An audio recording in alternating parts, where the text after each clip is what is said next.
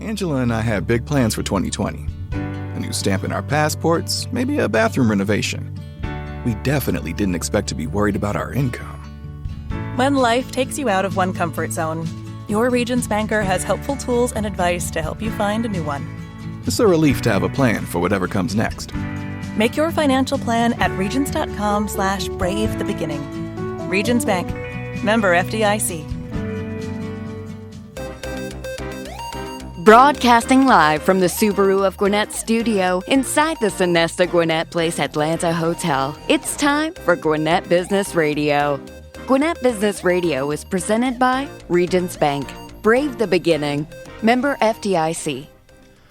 And greetings and salutations, everybody. It is Stephen Julian. I am your host for today, but I'm not hosting this wonderful Gwinnett Business Radio show alone. No, seated to my right is the fantastic, wonderful, great to be my co-host today. Happy to have you here, Amanda Pearch. Good morning. How are you today? Doing well, besides the pollen count. Well, which is probably at 17,482. Do you know Actually, it's at 700. I was informed by one of our guests that number earlier. Well, that's actually not bad.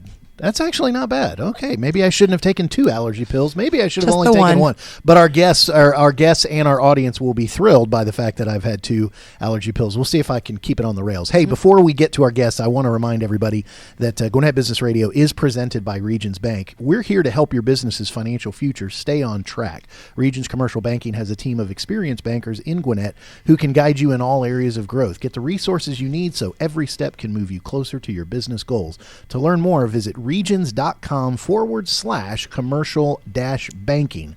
Regions Bank. Member FDIC. Dang it, Mike!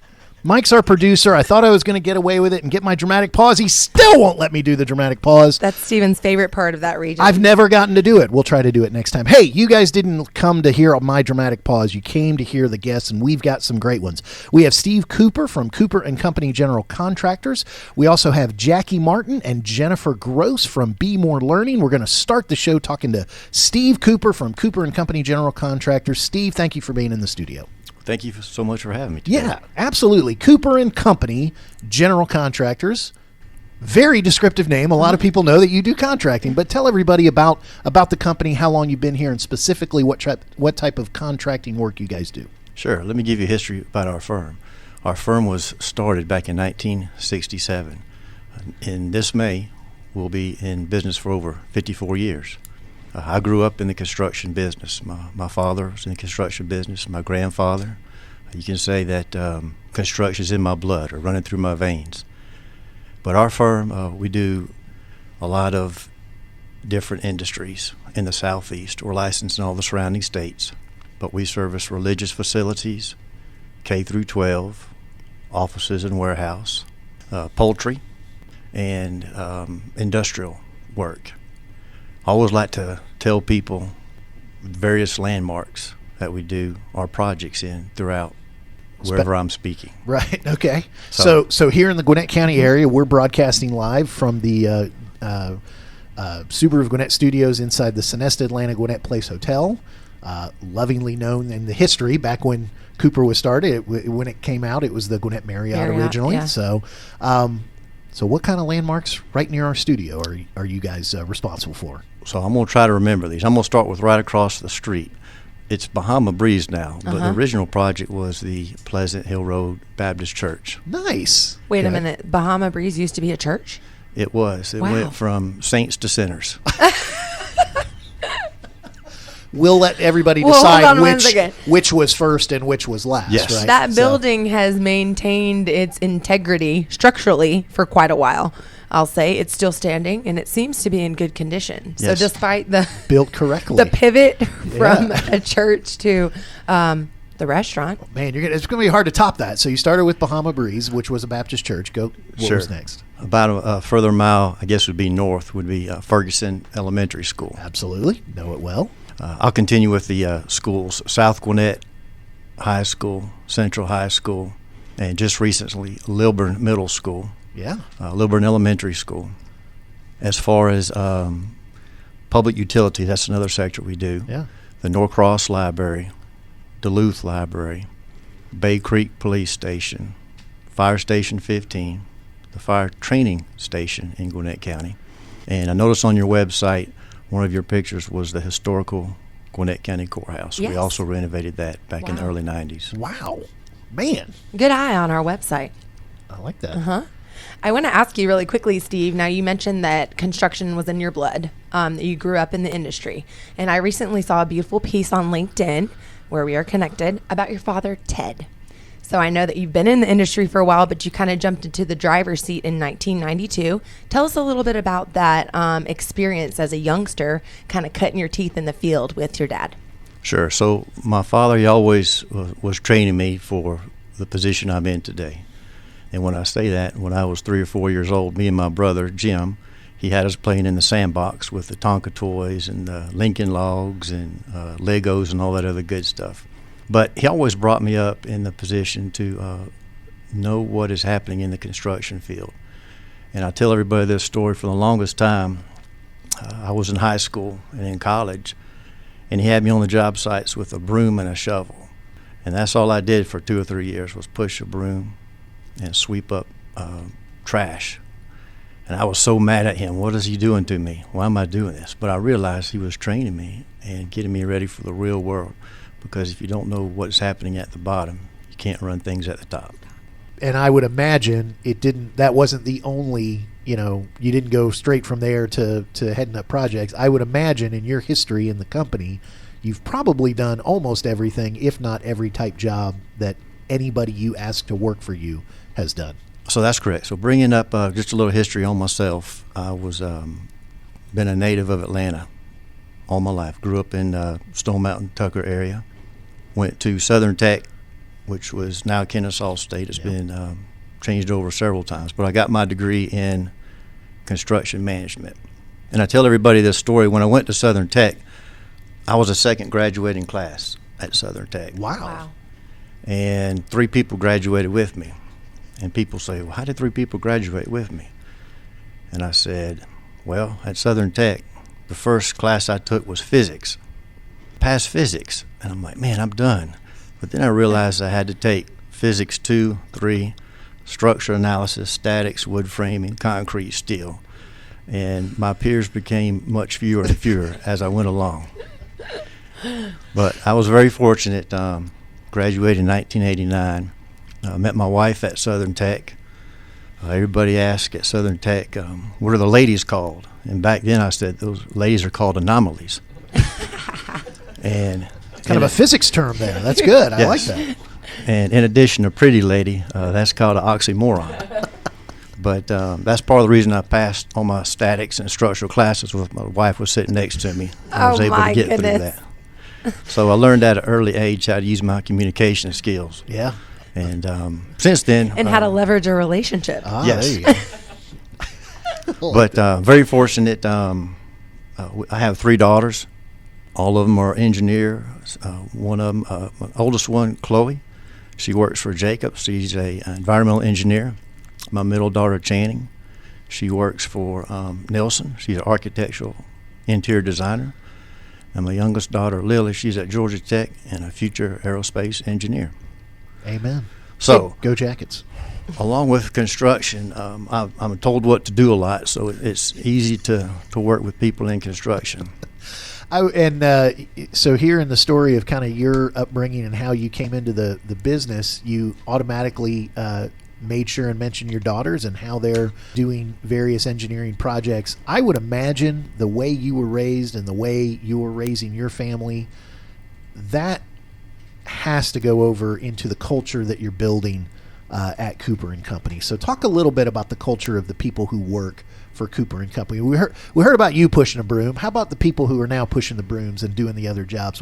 What kind of culture do you find there? Sure. So it's very important to me when I took over the helm to bring in team members that would come to work for us as a team, not come in from 9 to 5 and work. We have no time clocks in our company, but some people that would come in and enjoy the workplace, because then if you have a happy team member, you'll have a happy environment. Mention the women in construction. Women in our organization is very important to us. Marketing, project managers, accounting, controllers, all those ladies help us serve a purpose. Along with the ladies in the office, project managers, estimators, pre-con team, all those people come together to put us in the right direction, make my job real easy. We like to do a lot of different things maybe normal companies or construction companies wouldn't do. And when I say that, we try to do something fun at least once a month, such as every March we have a crawfish boil, or we might go golfing or skeet shooting. March Madness just finished up. Unfortunately, I was not the winner. Masters tournament. Yeah. You guys had a nice photo on LinkedIn of you and your team. Everyone wearing Masters green. And our big coup d'etat is every fall with the different team members from different colleges. We have our fantasy football. So along with the college ribbon every Monday when we get back from the weekend, we always have our football team history, how we did that. So have a lot of fun with our firm. Sounds like you've created a community of sorts within Cooper. Speaking of community, Steve, I know that you are heavily involved with the community, all facets of the community. You serve on several boards. You're a Rotarian. I see all about that on social media. Tell us a little bit about some things that you participate in. Obviously, there's too many to highlight, but some of the things that you participate in that are most near and dear to your heart. And then I'm going to use that as a segue to talk a little bit about the wonderful ladies that are seated next to you. Sure. So I'll just tell you a little story again about myself. I'm 54 years old, almost a speed limit. But when I turned 50, I just want to do something different in my life, and I want to start getting involved in the community. A lot of people, they find that light bulb early in life. I found it late in life. And since then, I've been a Rotarian. I'm on the Forsyth County Chamber of Commerce Executive Board. I met a gentleman named Derek Brooks. He owns a printing company in Cumming Brandywine Printing. And he came to me one day and was just asking me, what I wanted to do with Rotarians and various boards I was on. And he said, I've got a group of ladies I'd like for you to talk to, see if you could help them out. And that's how I got involved with BMore Learning with Jackie and Jennifer. I met them several months ago, and I noticed they had a passion for what they're trying to do with the kids, and two strong women. I believe in them and trying to help them out in any way we can. Amanda, something has happened on this show that hasn't happened that I can remember, and Mike brought me in early, and I've been irritating guests ever since. Our guest just gave a great segue to our next interview. Yes, he did. Better than you and I Better could than do. we could have done it. But I've got a dilemma. Normally between the interviews, I'll do it because it kind of plays. So we're going to ruin his segue by making sure. No, we're going to piggyback on his segue. Uh-huh. Is that what we're going to do? Yes. Well, then I'm going to get out of your way and let you do it. Okay, I do have one thing to add before we segue. You can do whatever you want. You're the co-host. Can I pivot? Pivot. What was that? Man. Steve is a great supporter of the show that I host called Celebrating Powerhouse Women, and that's kind of how this relationship started. He identified these ladies as obvious powerhouses within our community, and that's what kind of started the conversation, and I was able to meet them via Zoom because of the world we're in now.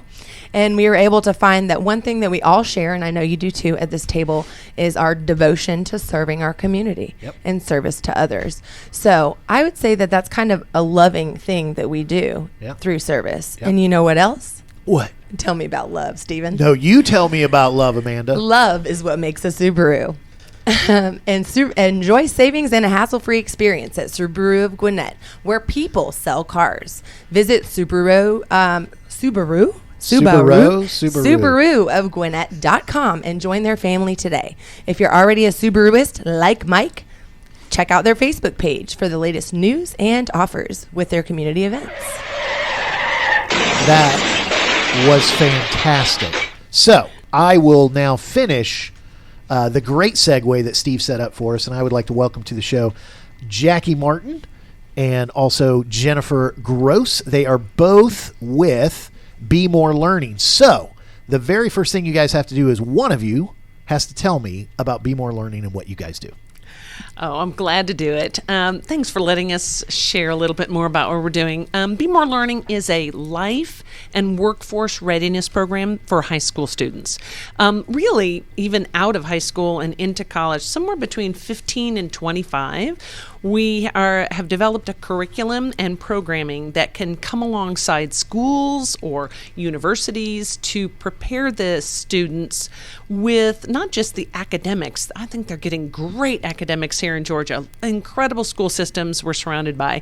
But we're finding out over and over from business owners that they're missing the social skills, the communication skills, those soft skills that we talk about. And we wanted to help bring those together. And we came up with a curriculum that could do that. That's exciting. The first thing that's coming to my mind is, first I'd like to backtrack and talk a little bit about each of you ladies individually and kind of how it led to the creation of this foundation. So share with us a little bit about your background, Jackie, and about how you became so enthusiastic about this cause, and then kind of laying the groundwork for the beginnings of this organization.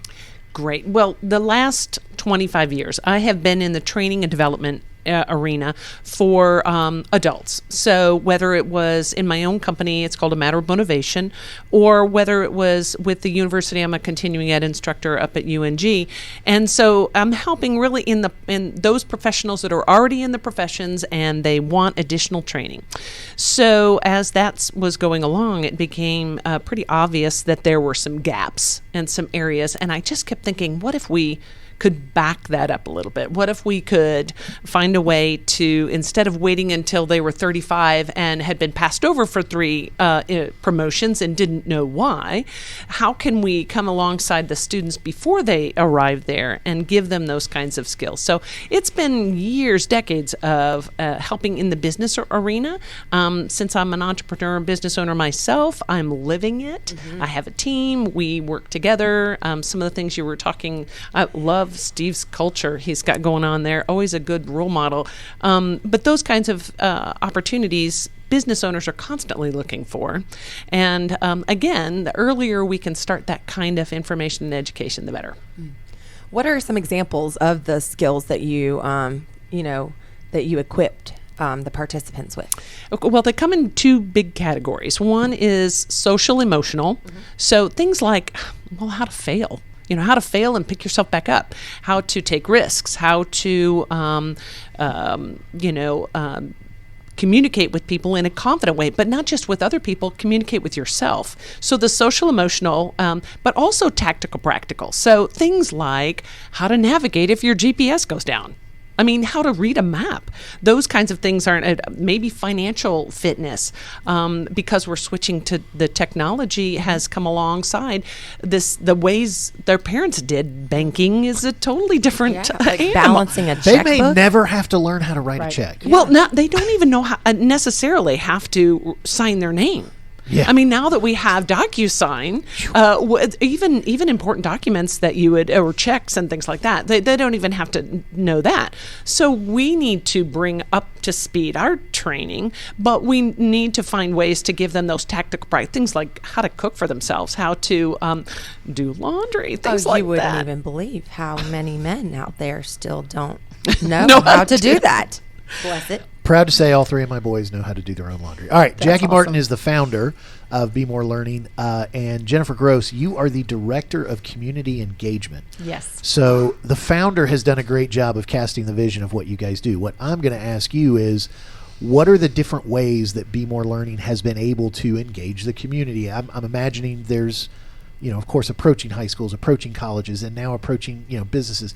Break that down for me, unpack that for me, and tell me what it looks like. Sure. So we recognize that this is so needed. We hear it everywhere that we go. And so we want to make it available to every student. And wherever students are, that's where we want to be providing these opportunities. That could be church youth groups. It could be student organizations working closely with school systems. The opportunities are endless. But we have to build an audience. We have to let people know what we're doing and that our services are available. And so my job is to talk to people, something that comes pretty naturally for me. And so it's really nice. I get to share the vision, get people on board, have them really buy into what it is that we're doing. And it is a cycle. It's the students, it's the parents. The parents need the love too because they're struggling. They don't know how to lead their student properly. And then it's also the business owners in the community. So it's this full cycle where the community and the business leaders are going to benefit from what we're doing because they're going to have a ready workforce. So I'm going to push back just slightly. Sure. Some people so you're sitting in front of me, I'm a school administrator or whatever. One of the first thoughts might be, well, I heard curriculum and so is this just another class? So what makes this different from just another class at a school or just another guest speaker at a church? Well, everything that we do is fun. It's hands-on. We know that kids... Hey, now, are you saying that I'm not fun as a teacher or as someone leading? I'm sorry to interrupt you. That's okay. Not a good soft skill, by the way. So sorry. But I did it for effect. So, so it's fun. It is. Go it's ahead. a lot of fun. We know that kids learn by doing and being hands-on, and so we want these skills to stick. We're giving them the opportunity to practice. And, there's a muscle memory. When you're comfortable with something, it just comes naturally. And that's what we're giving them is the opportunity to practice it and build that muscle memory so that when they're in the real scenario, the real situation, it becomes natural for them. And so it is fun. It's a lot of games and activities. Our team is just fantastic.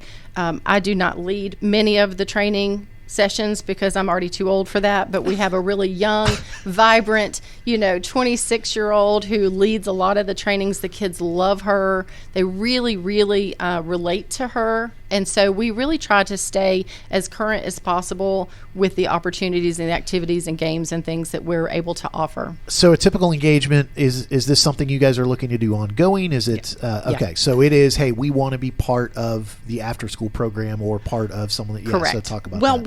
one of the we did a pilot in Forsyth County, and we actually did it outside of school. We did it in the evenings, and we actually invited the parents to come as well.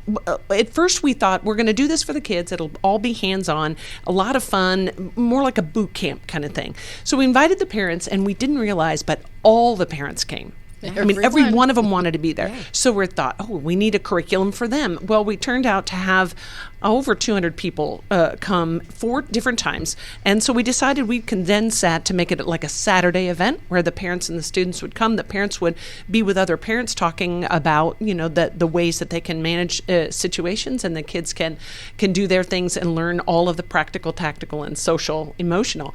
And I will tell you this, we actually have, both Jennifer and I have teens and 20-somethings and have lived a lot of this and practiced this, sometimes successfully, sometimes not as ourselves. And truthfully, one of the motivations to do this now was I was starting to get a little defensive about the way people were referring to the latest couple of generations coming into the workplace.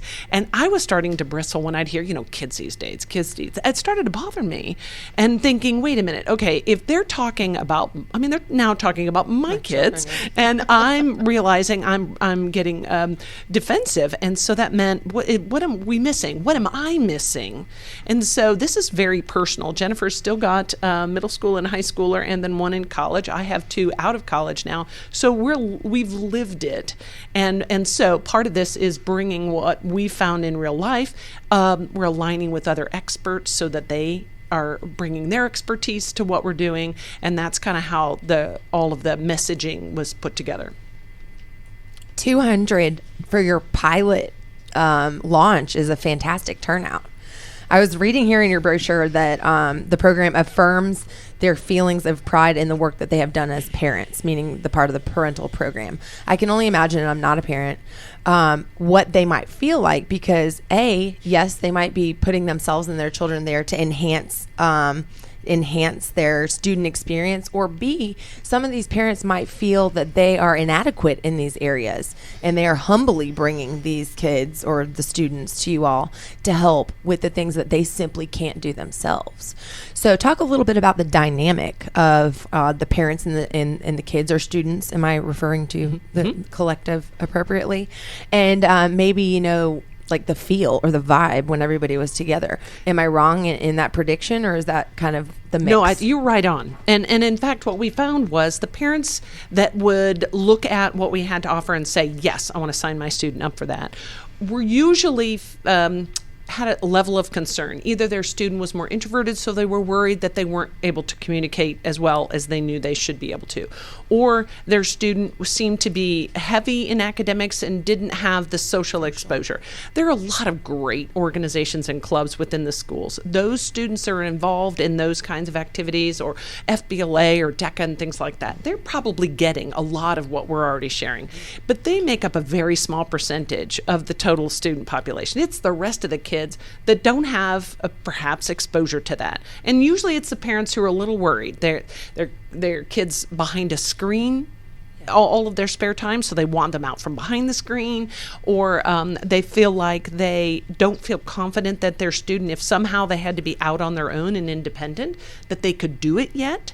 And so what we try to do is help prepare the parents for this thing called the road to independence. And in fact, when we first started out, we kept throwing around the word adulting, and actually we realized that was kind of disparaging. I mean, I know a lot of adults who don't want to adult, right? So we realized that wasn't the aspiration. But we realized that both parents and students want independence.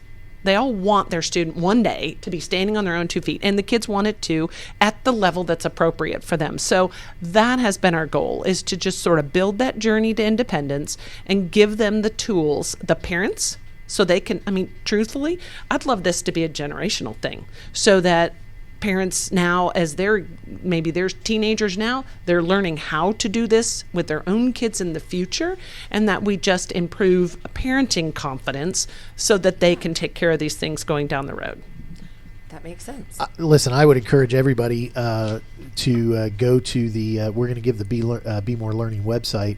I was sitting here debating whether to read your mission and a place where in the 9 factors. Because we're sitting here talking about these things and they're fantastic ideas, but when you start getting into the specifics of just teaching a student how to make, track, and budget money, teaching a student how to pick themselves up after failure, teaching a student how to make direct eye contact, hold a casual conversation, firm handshakes, which who knows if that'll come back. I think it's starting to come back. I'm hopeful.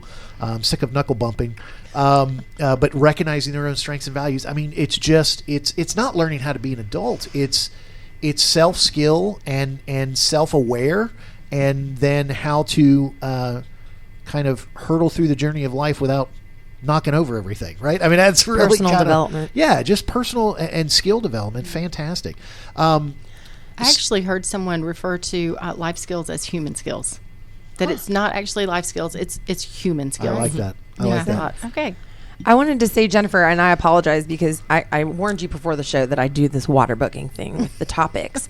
We were able to hear Jackie's kind of background and history and what led her to this organization. I'd love for you to share really quickly a little bit about how you became enthusiastic and about your other endeavors. Sure. So I've always been in the field of education. Way back in the dark ages, I was actually a classroom teacher, taught middle school and high school. Did a lot of tutoring. I've taught adults, ESOL, did some training with Jackie. I've worked with her off and on over the years. And I just love the light bulb moment. That is the thing that drives my passion. It is when you see that someone is getting it, it fires me up. It's like, okay, my job is done. I can move on to the next student who needs assistance in this area.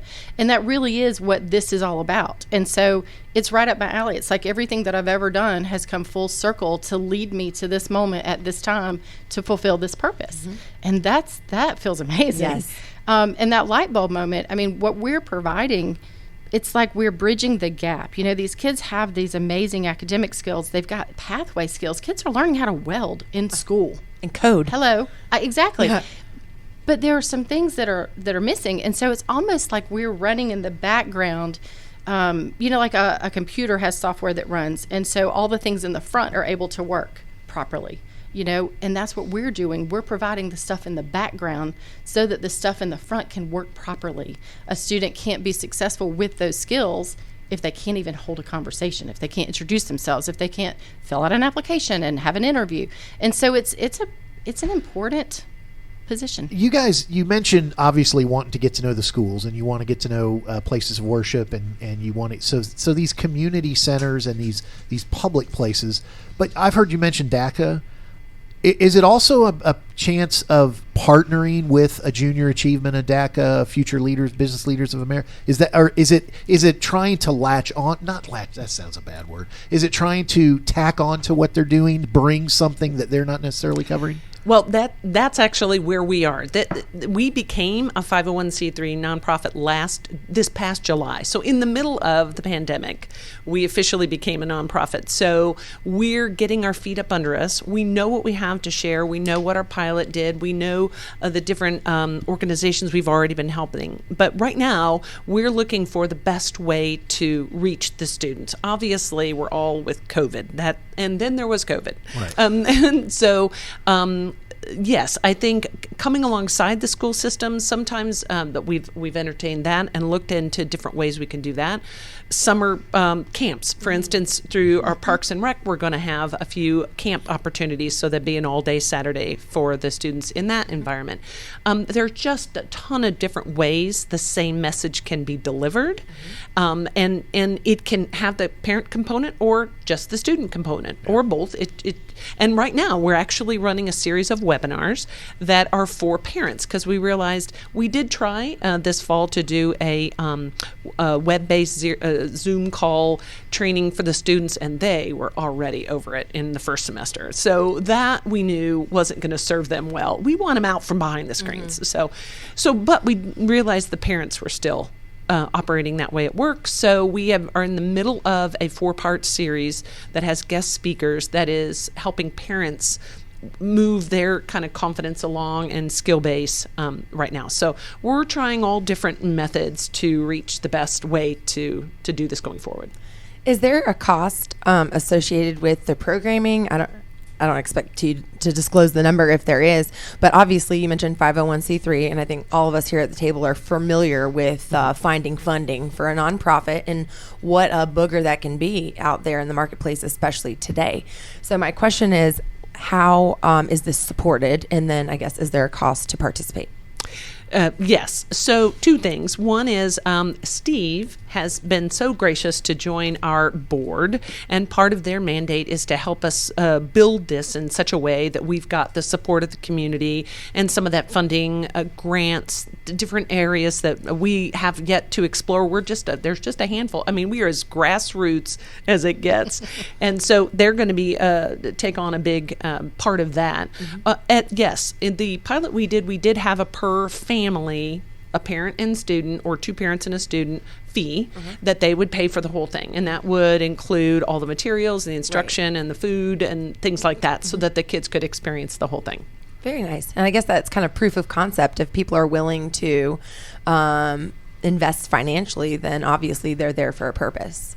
Yeah, our biggest goal really is to stand in the gap between education, whatever level, high school or college, and the businesses themselves. So our thought process is not only are individuals going to help us through donations and fundraising, but our goal is to also align with some of the big companies that will eventually employ these individuals. And for example, we had a student that went through a program last time. She graduated through the program and got her certificate, but put it on her little application for a local job. Well, the owner of that business knew what BMore Learning was all about and hired her immediately. She's still there, I think, a year later. But that's what we would love, is that businesses would understand what that means and what the students have learned, and that we would then that would give them a leg up going into the workplace. Set them apart, yeah. Yeah, so that's why we're hoping the businesses will want to see these skills improve to the benefit of themselves and come alongside us as well. I do want to mention, though, while there is an enrollment fee, the point of the nonprofit is we do want this to be available for every single student, and not every family can pay the enrollment fee. And so that really is where we're going to the community and saying, help us with this. Right. You know that this is important. It's vital to their success, and we want them to have all of the tools necessary to succeed. And so we are looking for sponsors. We're looking for partners. We're looking for additional funding, like you said, from grants and that kind of thing. We have such a generous community They just need to know what it is that we're doing. Well, I'm sure you guys have thought of this, but I'm just trying to show off a little bit. One thing that was from past generations was a lot of the larger corporations would have a sales training. All their new hires would come in, and there would be extensive, let's get you some training. There are some corporations in and around this area that would be great to do a professional development, and they can overpay for that with the understanding that what they're paying is also going to go to put this in schools and in nonprofit settings for people who can't necessarily do it. What a great way to train up young professionals in the way that they should go so that when they're old, they'll not stray from it. I read that somewhere, but it applies to good business practices too. So, Jennifer, we've teased this now long enough. I think it's time for the Director of Community Engagement to engage our audience and tell us how to, whether it's someone at a church or someone at a school or someone who wants this in their school, or again, some of these businesses that could engage with you guys for their employees. How do they get a hold of you guys? Absolutely. So the website is a great place to start. Go to www.BMoreLearning.org, and it's just the letter B, BMoreLearning.org. Remember, it's a nonprofit. .org. If you go to .com or .net or whatever, you'll find some crazy stuff. So don't go there. .org. Don't go there. Go to org. They're on social media, too. We're on social media. Follow us on social media. You can reach us through the website, and then we'll follow up. And so we really are looking for those people to help us build the relationships, make the connections, make the introductions.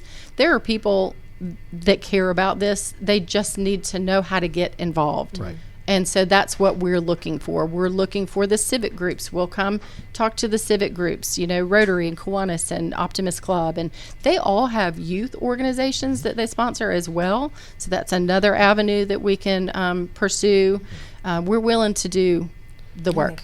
One thing that the ladies and I talked about is through my service on the board of the Gwinnett Young Professionals, we do voluntary things. So what we did before COVID was we'd go to schools and read just stories to the classes. So kind of along that same vein, we were trying to kind of cook something up about how the GYP can participate in a service fashion.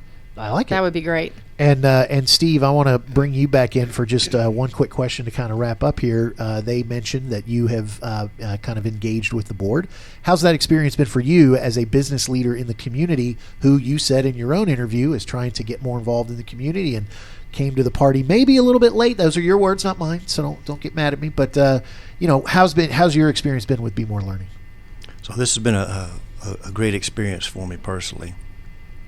And, my vision, along with the other board members, are, if you can imagine, BMore Learning is just in a specific area at this moment in time. But we have great plans to expand that out of the community to surrounding areas, state, southeast, and keep going. I believe in these two ladies. Our board member believes in these two ladies. It's a great opportunity to help the kids. So there are times when we bring guests on, a lot of times it's, hey, who do you need to talk to? There are so many different ways that you guys can engage with whether it's, again, schools or places of work. There's a lot of people listening that know a lot of people that this can just be a good supplement, or certainly could be something that maybe is not getting, I love the word stand in the gap.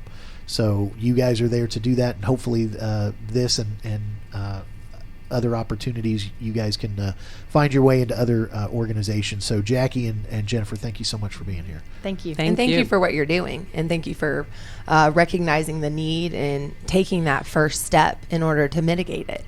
I read a funny quote the other day. Ironically, it was on one of those chalkboards on a restaurant, and it just said, you don't need to see the whole staircase to take the first step. Ooh. All you need to do is take that first step, and then God willing, the rest of the case is there.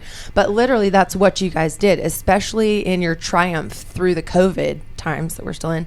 You guys went ahead and you took that first step, and it's been an interesting ride, but look at this success you've already had thus far. So congratulations to you ladies. And thank you for that. And I think it's important to note that the kids need this now more than ever. Yeah. Even before the pandemic, it was a need, and now we're facing another set of circumstances. So and thank I you. can see, our listeners can't see your beautiful faces, but I can see the passion behind being a mother. Both of you mentioned that your parents, and Steve, you as well, with your girls. The passion behind what you're doing, because like you mentioned, you've lived it firsthand and you're trying to translate that to the other youth. Absolutely. So Jackie Martin and Jennifer Gross with BMore Learning, thank you so much for being here. Steve Cooper from Cooper and Company General Contractors.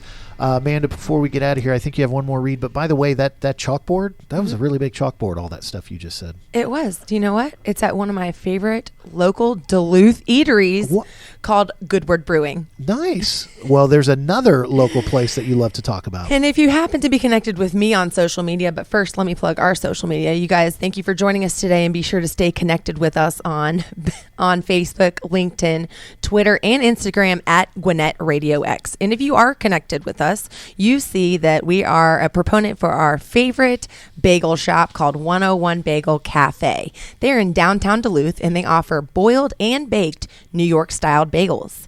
They offer iced coffee served on tap with their signature iCubes, and they go beyond the bagel, offering lunch, baked treats, and catering. We have had the pleasure of dropping off some bagel trays here recently, and they are very well received. Visit 101bagelcafe.com, and franchising opportunities are available. I don't know. I had marbles in my mouth today, Stephen. Thank you for Member helping me out. FDIC. Oh, man, it doesn't work on that one. By the way, ladies and gentlemen, Amanda made sure and mentioned our social media pages simply because she was scared that I wouldn't do it. But just to remind you, Gwinnett Business Radio is part of the Business RadioX community. You can go to businessradiox.com. We're also available on all your favorite podcasting platforms. We used to have a bet that if you could not find us on a podcasting platform, I would give you $1, and then we would get on that podcasting platform. But we haven't had to pay out. Your age and burpees. Oh, no, it was $1. So you can follow us on your favorite podcasting platform, but you can also follow us on social media. So for our producer of the day, Mike Salmon, and for my great co-host, Amanda Pearch, this is Stephen Julian saying we'll catch you next time on Gwinnett Business Radio.